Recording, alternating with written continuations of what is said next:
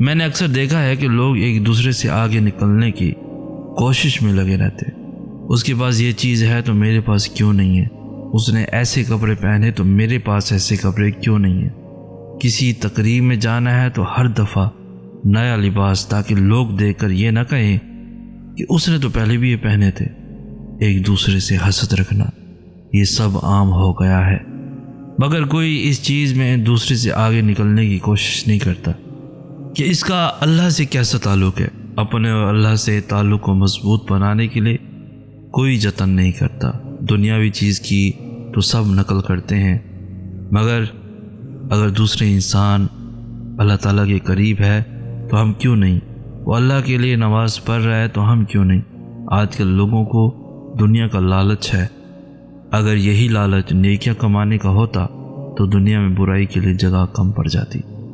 ہم میں سے اکثر کی زندگی ایسی ہی ہے، ہم اپنے غم کسی سے شیئر نہیں کر سکتے۔ معمول کی طرح موبائل اٹھاتے ہیں، واٹس ایپ، انسٹاگرام اور فیس بک پہ سکرولنگ کر کے واپس رکھ دیتے ہیں۔ ہمارے کانٹیکٹس میں بے شک 100-200 لوگوں کے نمبر ہوں گے، مگر کوئی ایسا نہیں ہوگا جو سچ میں سب کچھ بھول کر ہمیں سن سکے۔ سب مصروف ہیں، جن کو ہم اپنا کہتے ہیں انہی کو ہم بلا جھجک میسج نہیں کر سکتے، کیونکہ یہ وہ دور ہے جہاں ہمیں سننے والا کوئی نہیں۔ خود غرضی کا دور ہے۔ جیسا ہم اپنے لیے امید کرتے ہیں تو ہم وہ امید خود کیوں نہیں بن جاتے۔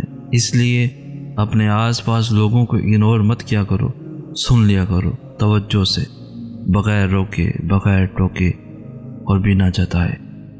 کون اچھا ہے اور کون برا، انجانے لوگ اس کا فیصلہ کیسے کر لیتے ہیں؟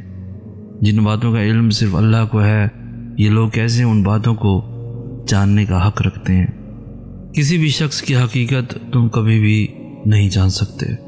تم کو کیا خبر کہ دن بھر مسکرانے والا انسان رات بھر اللہ کے سامنے بیٹھ کر کتنا روتا ہوگا، یا سب کے سامنے مضبوط بننے والا انسان اللہ کے سامنے کئی کرچیوں میں بکھر جاتا ہوگا۔ تبھی اللہ نے قرآن پاک میں ارشاد فرمایا ہے، روز محشر کوئی کسی کا بوجھ نہیں اٹھائے گا۔ تو پھر کیوں تم اپنے اعمال پر غور و فکر کرنے کی بجائے دوسروں کے دامن پر لگے داغ ڈھونڈنے میں مصروف ہو؟ دھیان رکھنا کہیں ایسا نہ ہو جائے کہ وہ عبادت جن پر تم ناز کرتے ہو روز محشر اس لیے ضائع ہو جائے کہ تم نے اللہ کے بندے کا دل دکھایا ہو۔ جب ہم اللہ کو پکارتے ہیں تو اللہ تعالیٰ ضرور جواب دیتے ہیں۔ اللہ کی مدد ایسے طریقوں اور اتنے خوبصورت انداز سے ہم تک آتی ہے کہ اگر ہم غور کریں تو حیران ہو جائیں۔ جیسے کوئی کوٹ، کوئی لائن، کوئی آیت، کوئی ویڈیو، کوئی موٹیویشنل ویڈیو، جیسے سید حسناز کی ویڈیو آپ تک پہنچتی ہے، جس کو سنتے ہی دل بدل جاتا ہے۔ وہ ایک مایوسی کا خیال دل سے غائب ہو جاتا ہے۔ ایک بے معنی سی چیز بھی کیسے ہمارے دل پہ اثر کر جاتی ہے کہ پتہ ہی نہیں چلتا یہ اللہ کا جواب اور مدد ہی ہوتی ہے، کیونکہ کچھ بھی بلا وجہ ہم تک نہیں آتا، کچھ باتوں کے پیچھے اللہ کی مصلحت اور مدد بھی ہوتی ہے۔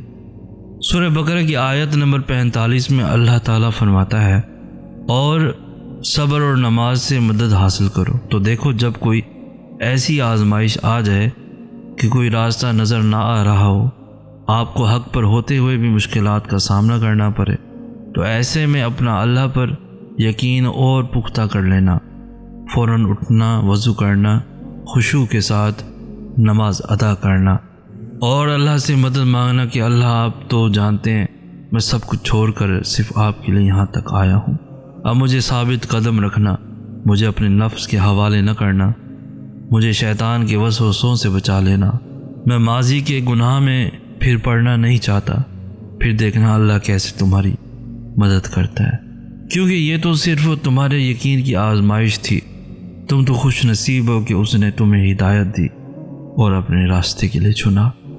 اللہ کے فیصلوں پر بھروسہ کرنا سیکھو۔ کچھ پریشان کر رہا ہے، اداس ہو، فیصلہ نہیں کر پا رہے، تو ایک بار اللہ سے بول کر دیکھو، اسے بتاؤ، اس کے ساتھ مشورہ کرو، اس سے دعا مانگو، پھر دل سے یہ خوف نکال دو کہ کیا ہوگا کیا نہیں، جو بھی ہوگا بہترین ہوگا، اسے ہی توکل کہتے ہیں۔ جب توکل اتنا مضبوط ہو جائے تبھی معجزے ہوا کرتے ہیں۔ بس تمہیں اپنے معجزے کا انتظار کرنا ہے، توکل سے، یقین سے، پوری امید سے۔ دعاؤں کی بے ادبی مت کیا کرو کہہ کر کہ دعائیں اب قبول نہیں ہوں گی، کیونکہ دعائیں ہمیشہ قبول ہوتی ہیں، اور وہ تو اتنا رحیم ہے کہ کافر کا سوال بھی رد نہیں کرتا۔ اس کی شان کو تو یہ بھی گوارا نہیں کہ اس کے در سے اس کو نہ ماننے والا شخص بھی خالی ہاتھ لوٹے۔ پھر وہ کیسے تمہارا سوال رد کر سکتا ہے؟ وہ کیسے تمہاری آواز کو انسنا کر سکتا ہے؟ جب تم اسے بار بار پکارتے ہو تو بس یقین کے ساتھ سب کچھ اس کے سپرد کر دو، کیونکہ جب کام اس کو سونپ دیا جاتا ہے تو وہ دنیا کی طاقت کو یکتا کر کے اس کام کے مکمل ہونے کے لیے پابند کر دیتا ہے۔ اور جب تم اللہ کے فیصلوں پر سر جھکانا سیکھ جاتے ہو تو تب وہ تمہیں کون سے نواز دیتا ہے۔ بس پھر تم ہوتے ہو، اللہ ہوتا ہے، تمہاری جیت ہوتی ہے اور بدلتا ہوا مقدر ہوتا ہے۔ ایک بات یاد رکھیے گا، اللہ ہمیشہ لوگوں کو آپ کے سامنے ظاہر کرے گا۔ اسے کوئی فرق نہیں پڑتا کہ وہ خود کو کتنی اچھی طرح سے چھپاتے ہیں، اسے کوئی فرق نہیں پڑتا کہ وہ کتنی کوشش کرتے ہیں اور اپنی اصلی توجہ پر پردہ ڈالتے ہیں۔ اللہ سب جاننے والا ہے، وہ ہمیشہ آپ کے سامنے ان کے ارادوں کو ظاہر کرے گا۔ جب آپ کسی مشکل وقت، مشکل صورتحال سے گزر رہے ہوں تو اللہ آپ کو ہمیشہ لوگوں کے اصلی چہرے دکھائے گا۔ یقین کریں، اللہ آپ کی آنکھوں کے سامنے جو کچھ ظاہر کرے گا اس پر آپ حیران رہ جائیں گے۔ وہ لوگ جن کے بارے میں آپ کو لگتا ہے کہ وہ زندگی کے ہر مشکل وقت میں بھی آپ کا ساتھ نہیں چھوڑیں گے، وہ آپ کو اپنی زندگی سے ایسے باہر نکال دیں گے جیسے آپ کبھی تھے ہی نہیں۔